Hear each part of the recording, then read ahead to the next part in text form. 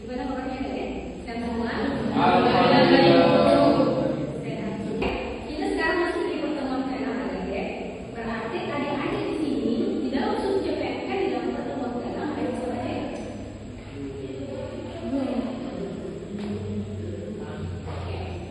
Adik-adik satu mampu menjelaskan tentang pendidikan dan pendidikan. Itu subjektifnya yang adik-adik mampu menjelaskan. Memahami dan menjelaskan bukan hanya sekedar paham, berarti menjelaskan. Berarti ada yang mampu menjelaskan. Itu yang harus ada di sini. Kedua, mampu menjelaskan perbedaan dan proses penyelidikan dan penyidikan. Nah, di sini bahan pembelajarannya adik-adik satu pengertian tujuan perbedaan antara penyelidik dan penyidik. Terus kewenangan seorang penyelidik dan penyidik. Prosedur mekanismenya yang penyelidik dan penyidik harus isi dari keterangan. Itu adik harus selesai di subjek PMK. Tapi kemarin ada tugas. Ada deh. Oke.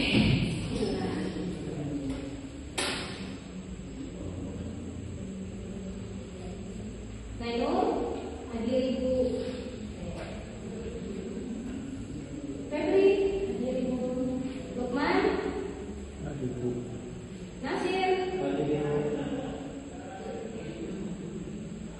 Ya. Sekarang ada bisa bagi di depan. Bisa Bu. Kita belajar tentang hukum acara pidana. Kemarin kita sudah berbicara tentang awal proses penyidikan. Sekarang kita mulai dengan penyelidik dan penyidik. Dan penyelidikan dan penyidikan. Sebelum Ibu masuk ke dalam ini,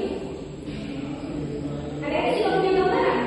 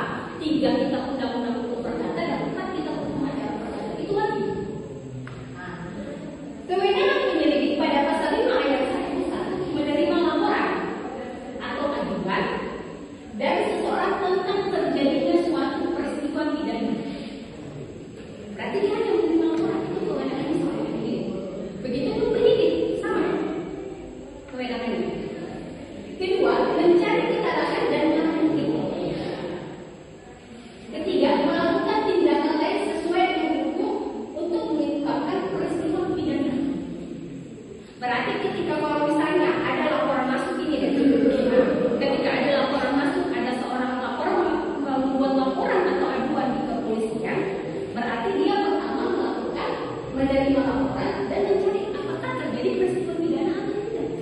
Itu tugasnya seorang penyelidik. Bang sampai situ? Setelah itu memberitahukan hasil penyelidikan kepada penyidik. Dari hasil rangkaian itu, ketika misalnya ada laporan masuk ke dalam pihak kepolisian, baru pihak penyelidik untuk mencari tahu apakah benar suatu ada peristiwa pidana. Dari peristiwa pidana, kalau bisa betul dia melakukan CA, maka kepolisian memberikan surat untuk dipanggil untuk memberikan keterangan. Nah, dari memberikan keterangan dan menemukan alat bukti kalau betul terjadi suatu peristiwa pidana, maka kalau sudah betul terjadi suatu peristiwa pidana, maka hasil penyelidikan itu diberikan kepada penyidik. Dan ingat, yang penyelidik penyidik. Oke, kita masuk. Jadi penyelidikan lebih bersifat pengumpulan informasi awal dan belum sampai pada tahap penetapan tersangka. Itu penyelidik. Terus setelah diperoleh bukti cukup awal untuk penyelidikan, maka proses selanjutnya juga tahap penyidikan.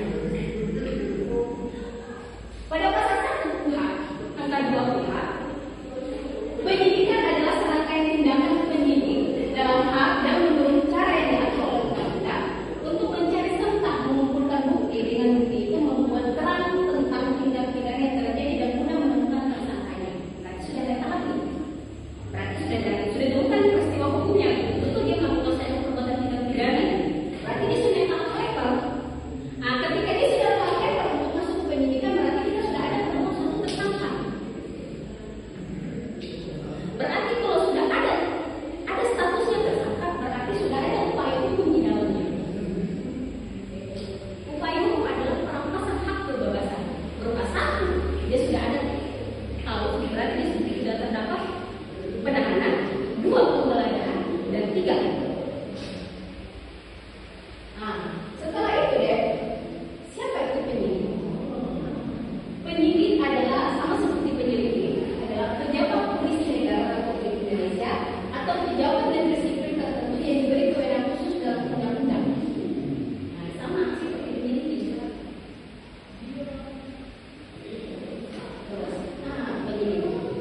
Jadi selain polisi ada PPNS, penyidik pegawai negeri sipil seperti Direktorat Jenderal Pajak, Bea Cukai, Kehutanan dan lain-lain, atau bagian dari konsultan. Itu mereka sebagian di bagian lembaga-lembaga itu memang sudah dipendidikan khusus sebagai seorang penyidik. Dalam kasus-kasus nanti mereka ada sesuai dengan bidang mereka dalam hubungan kewenangan masing-masing. Oke, apapun adapun kewenangan penyidik, 1 menerima laporan atau aduan, 2 melakukan tindakan pertama dan tempat kejadian. Ketika misalnya ada laporan masuk bahwa betul ini hasil dari penyelidikan ini bahwa ada peristiwa pidana, maka